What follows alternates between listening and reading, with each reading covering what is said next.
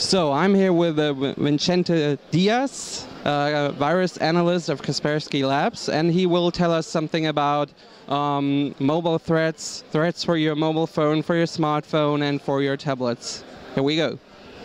Okay, so the first thing I think your public should know is that for last year we've seen an increased number of families targeting the Android platform, and for the first time we've seen hundreds of thousands of users infected, in this case downloading legitimate hack applications from the Android marketplace.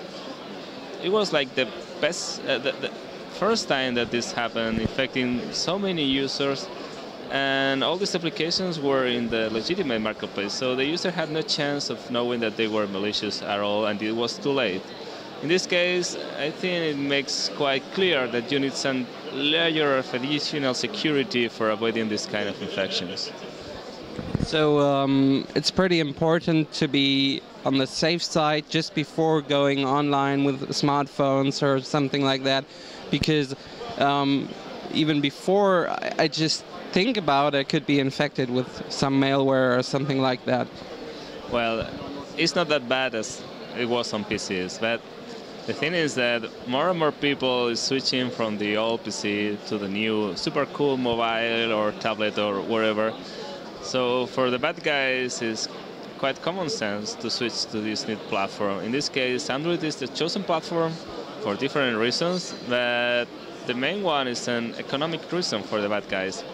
If you're using, let's say, iOS, it's quite quickly all the process for detecting the vulnerability, making a patch, and updating all the users, because every time you need, let's say, recharge your mobile phone, you put it in your computer, then iTunes shows up and it looks for any update, so you are like updated. This vulnerability is not affecting you anymore. What happens in the case of Android? Google is responsible of the Android OS, but after that you are licensing this to the manufacturers. The manufacturers are making some modifications for making it run smoother on their mobile devices, and then the carrier is putting some more stuff there.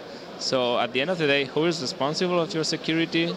All these people are changing the stuff in the operating system, are adding new elements, and any of them could be vulnerable. You know, it's like an open platform and everything. This is nice. I'm not saying that per se the operating system is less secure than iOS. The ecosystem is different, and I will say it's not so effective to make these security updates.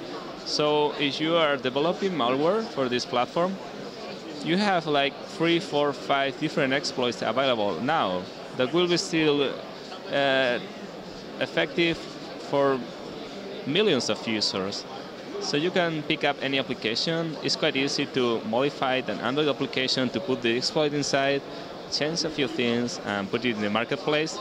And if the marketplace is not making any secure check, all the users could be infected. So it's like a super easy attacking vector, and they are starting to realize that. And Google, of course, is trying to avoid this by the new Google Bouncer antivirus for the Android platform, even if they claim that antivirus for Android are not really necessary.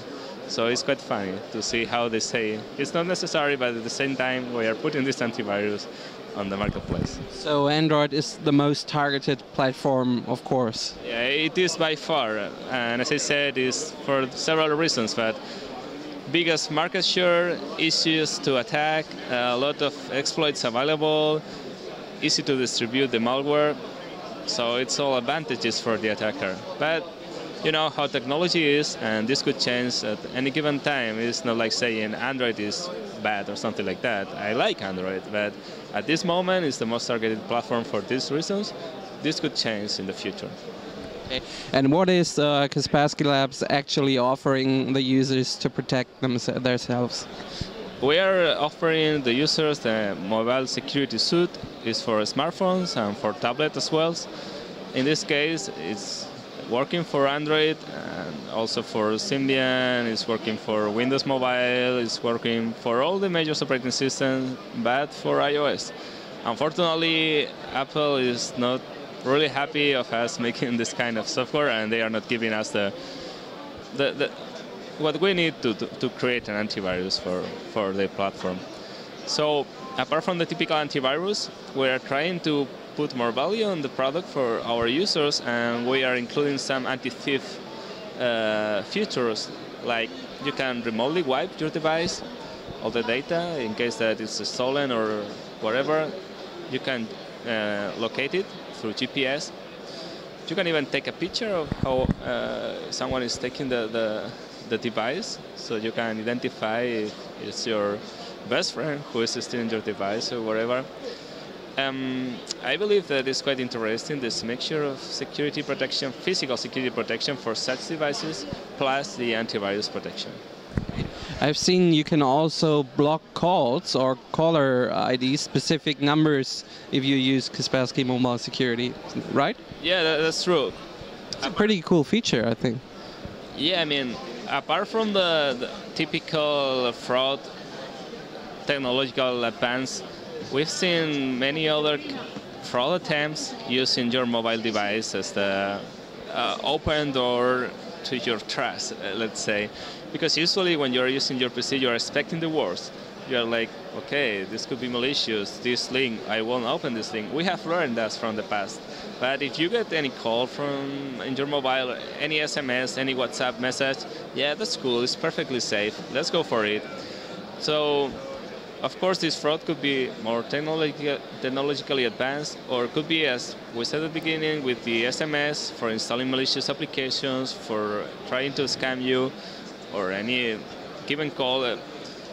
All this is fraud in different forms. It's not so technically advanced, but it's existing for this kind of platform. So we are offering also this kind of protection to our users.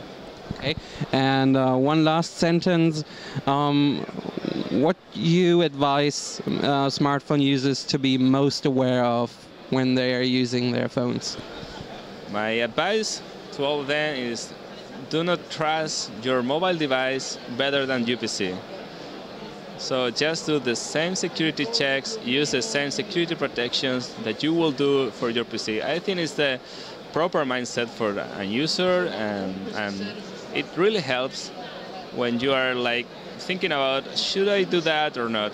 Think of this like your PC, so just don't install any application, don't follow any URL, any link, just try to keep common sense in your mobile phone as well. Okay, thank you very much.